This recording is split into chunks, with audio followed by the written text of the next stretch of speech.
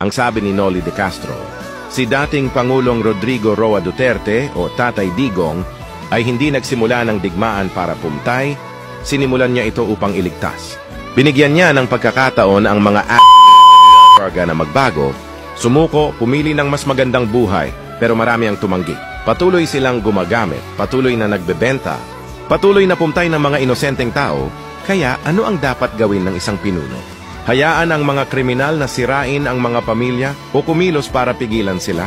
Ang isang adik na nawala ay kalunos-lunos, ngunit libo-libong mga inosenteng buhay ang nailigtas, iyon ay hustisya. Ginawa ni Duterte na ligtas ang mga lansangan. Ang mga babae ay maaaring maglakad pa uwi sa gabi ng walang takot. Makakatulog ng matiwasay ang mga pamilya. At para sa mga nagsasabing inosenteng tao ang pintay, Duterte never let that slide.